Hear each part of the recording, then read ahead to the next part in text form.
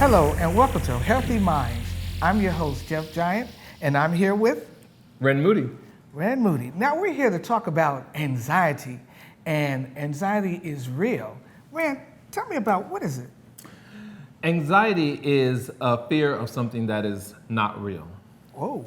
It is real to the client, but it's not based on any type of reality. That's the easiest way to explain it. My goodness, now you're making me scared. Now, can anyone have that type of anxiety? Well, you have to understand, everyone functions with a certain level of anxiety. Anxiety is the body's way of saying something is wrong. So if you are crossing the street and you're looking both ways, there's a certain amount of anxiety crossing the street because the potential is there. It could happen, right? Mm-hmm. Now, if you are if you're in a classroom and you have a fear and you're getting scared because you're going to get hit by a car, well, the likelihood of you being hit by a car in a classroom is very slim. Right. So anyone can get it, and it matures differently in everyone. Okay, so we have some questions here, and Sure. just going down here. Generalizing anxiety disorder symptoms include? Well, restlessness, when you can't sleep, sit still, fidgety, constant sweating, overly sweating. Mm-hmm. Let me ask you a question. Sure.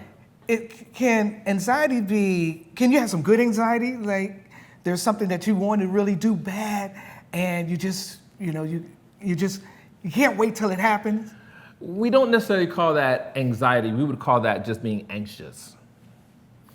Anxiety? Anxious. Okay.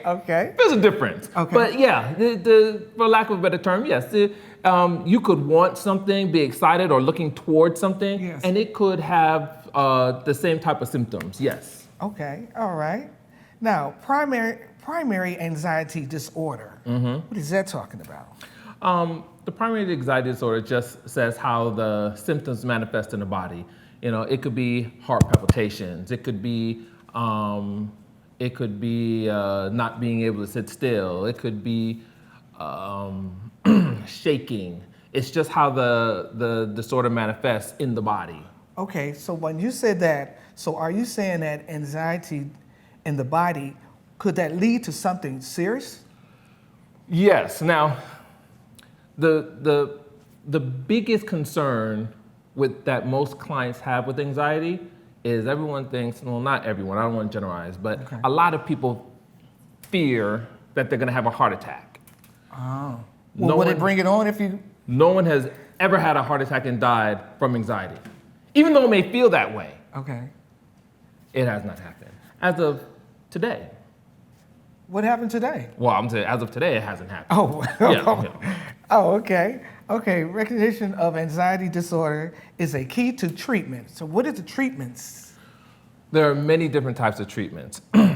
And the treatment to anxiety is based on a person's ability to be resilient. So it's different for everyone. Some of the most common treatment disorders, some of the most common are it's called CBT. CBT? CBT, cognitive behavioral therapy. You got to explain that. Okay, so cognitive between therapy and seeing a psychiatrist is probably the best form of treatment for any type of anxiety disorder. Okay, CBT. Yes. Can I use some CBD to help treat it? I just want to know. I mean, I'm trying to feel a little better. I would suggest what? CBT. No CBD. No D, Okay. just the B. Some people try to medicate themselves. Tell me, what are the dangers in trying to medicate yourself? Good question. So, the idea with being treatment, the best forms of treatment is a combination between medication and therapy. Because medication is only to put the client in a position to be resilient. Sometimes it's hard for a client to be resilient when their anxiety is at a 10. Okay. When they're sweating, when they're shaking, when they have this fear that is overwhelming. It's hard to be resilient when when you're not put in a position to succeed. So the medication helps put that anxiety from maybe a 10 to maybe a 6. The medication does not take it away. That's not the goal. So the CBT is a medication. The CBT is a form of therapy. Okay. Yes. All right. So now that's where CBT kicks in. The therapy kicks in. There are different forms of therapy. One is CBT, cognitive behavioral therapy. Okay. And then there is the behavioral management training, which is BMT. Okay. Both forms of therapy. So once the psychiatrist does their job and puts that client in a position to thrive with the medication, like I said, it'll bring it down from maybe a 10 to a 6. Now they're in a position to thrive. And that's where therapy kicks in. Therapy kicks in to help bring that down from a 6. Therapy. So there's to a nothing 2. I could use. There's nothing I could take.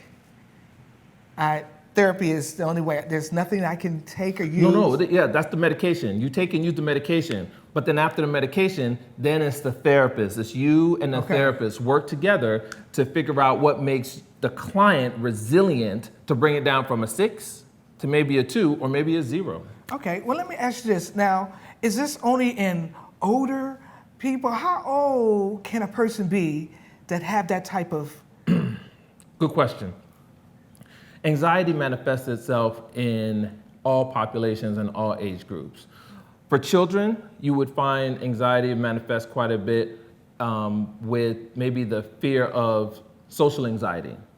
Okay. Don't want to be around other kids. Another common one for children is separation anxiety. Having their maybe a best friend or their parents leave for 10 to 15 minutes. Peer pressure? Is that any type of... Peer pressure can be a social anxiety as well. With bullying?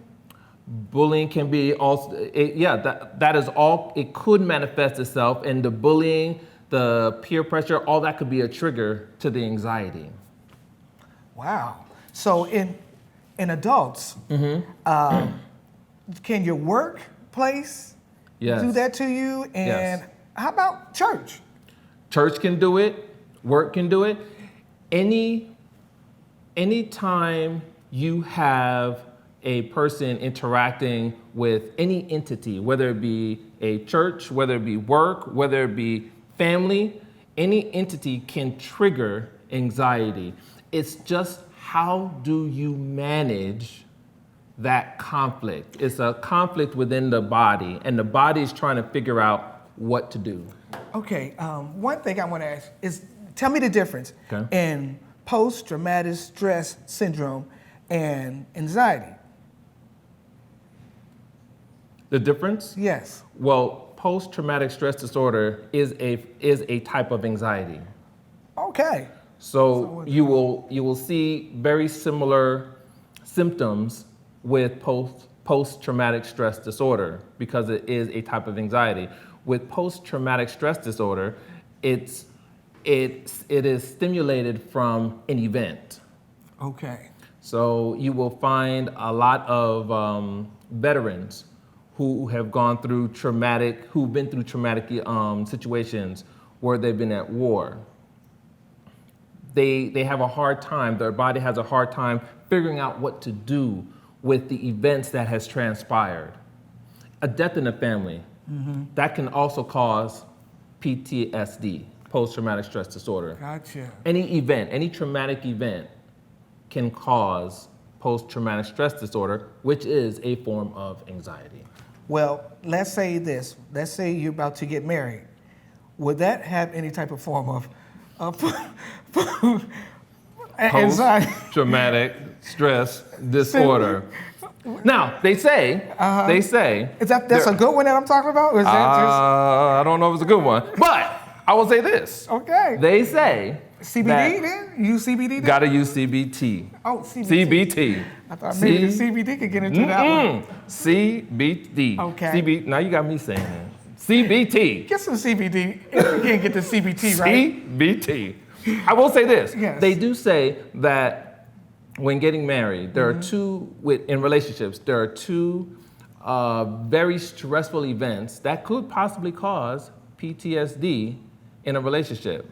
2 events. Okay. The most common is What? planning a wedding and buying a house. Wow. Just kick the kids right out the way. Oh, kids yeah. don't have nothing to do with it. Of course that is, but we're talking about before kids. Okay. Yeah, before kids. Well, 6 on hand, half dozen on the other, don't matter, but that's how it go. Well, you know what, man, Mr. Moody, it's been a great time. Thank you so much. I feel better already. I am not gonna get no more CBD. I'll just go to CBT. CBT. Yes, sir. Thank you so much. I appreciate you. Thank you.